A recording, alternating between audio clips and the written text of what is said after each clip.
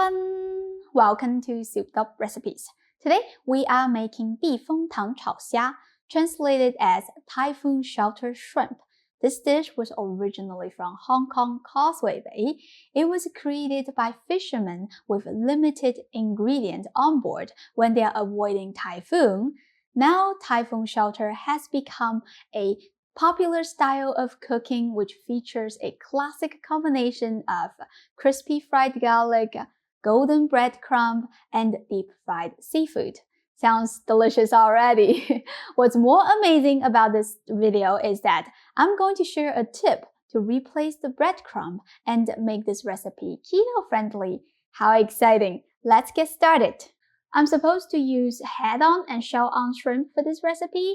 That is the style in Hong Kong because we just believe that the shrimp oil from the head will add lots of flavors to the dish, but I couldn't find any. It's just so hard to buy head-on shrimp in the USA.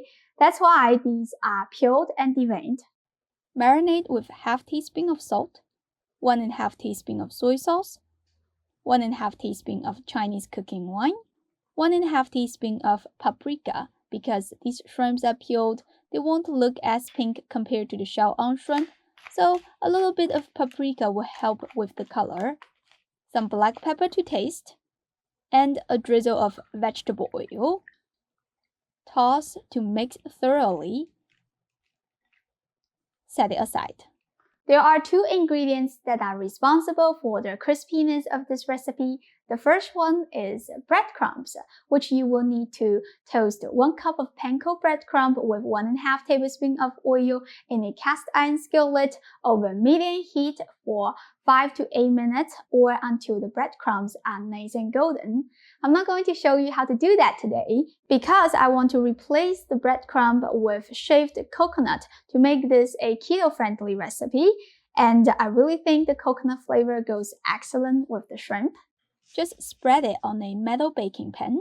Coconut already contains oil, so we don't need to add oil anymore. Bake this in a 350 degrees Fahrenheit oven for 5 to 7 minutes. Every oven is different. Please keep an eye on it until it is golden brown. Set it aside. We will get to the second crispy ingredient. That will be the fried garlic. I'm using 30 cloves, which is about 2 whole bulbs. Toss it into a food processor and chop the garlic for a couple of minutes. Transfer the garlic into a sieve because we are going to rinse it with running water. When the garlic is crushed and chopped, it will release a type of chemical called mercaptans, which makes your knife cutting board sticky. That chemical is what we are trying to rinse off because it will bring a bitter taste when deep fried. Leave it in the sieve for a few minutes to drain thoroughly. Let me quickly go through what's on the side here. 6 small red dried chilies. They are seeded and cut into half-inch pieces. 4 Thai bird-eye chilies, roughly diced. They're super hot. Be careful when using them. ½ inch of ginger, finely diced. 1/4 of a small onion, finely diced. 2 scallions. I separate the white and the green part. We will use the white part for the stir-fry and reserve the green part as a garnish. A small bunch of cilantro. I separate the stem and the leaves. We will use the stem for the stir-fry and reserve the leaves as a garnish. ½ tablespoon of 豆豉, also known as fermented black soybean. You have to roughly chop it before use. It will add a nice umami flavor. Although it is optional, you can use soybean paste or miso paste as a replacement. Okay, that is all we need. Let's start cooking. Add 3/4 cup of cooking oil to the wok. I'm using peanut oil. You can use corn, soybean, or sunflower seeds oil. Add the garlic in. Turn the heat to medium-low. This would take about 8 to 12 minutes to get the garlic nice and crispy. Be sure to stay next to the stove and stir it constantly, otherwise you might burn the garlic. Since we got plenty of time to wait, let me introduce you to today's sponsorship, Souped Up Recipes Wok. This is the wok that I'm selling and I am proud to recommend it to you as I have been using it on my channel for years. I know a lot of people don't have that much confidence using carbon steel cookware due to the complicated seasoning process and food sticking to the wok.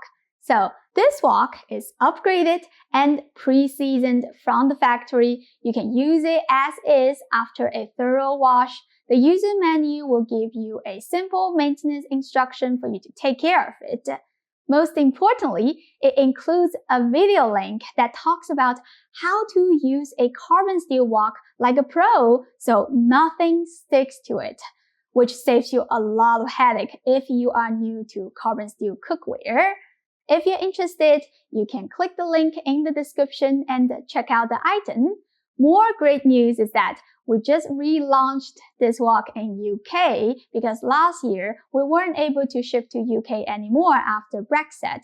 Now you can buy it again. It's free shipping with tax included. The garlic has been cooking for 8 minutes now. What we're looking for is a light golden color. Don't fry it too dark as it will get bitter. Turn off the heat. Let it go through a sieve. You should be able to hear that crispy sound when you toss the garlic in the sieve. Set it aside. Use a paper towel to wipe the garlic bits that are left in the wok because we'll pour the oil back in and crank up the heat to high. Wait until the oil is slightly smoking, then adding the marinated shrimp. We'll fry this for just 2 minutes. They should be nice and pink. Take them out and set the shrimp aside. Do not waste the oil even though it's not that much, but it is garlicky and full of shrimp flavor. Especially if you got the head-on shrimp, it will smell even better. You can use this oil to make noodle sauce, drizzle it over wonton soup, or use it to saute vegetables. It's just delicious.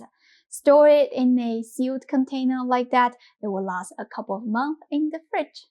I left 2 tablespoons of oil in the wok. Keep the heat at medium.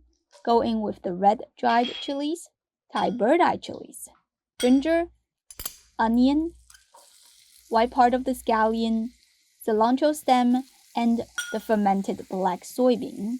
Stir this for a couple of minutes just to release the aroma. Then toss in the crispy fried garlic and the shaved and baked coconut. Season with a 1/3 teaspoon of salt and 1½ teaspoon of sugar. Mix until the flavor is well combined. Introduce the shrimp back into the wok, along with the green part of the scallion and the cilantro leaves. Give it a final toss and you are done. This smells so good. I can't wait to give it a try. When you take a bite, your mouth is packed with flavors. The combination of different spices, aromatics, the shrimp, the coconut is just indescribable. This is definitely a must-try recipe for you to get a taste of the rustic Hong Kong fisherman's flavor. After you finished eating the seafood, there should be a lot of coconut and garlic bits left in the plate. You can save it and put it on top of noodle soup or congee. It just adds so much flavor. I hope you give this a try soon. As always, you can print out the recipe on my website. Don't forget to like and subscribe to my channel. Thank you for watching and I will see you next time. Bye!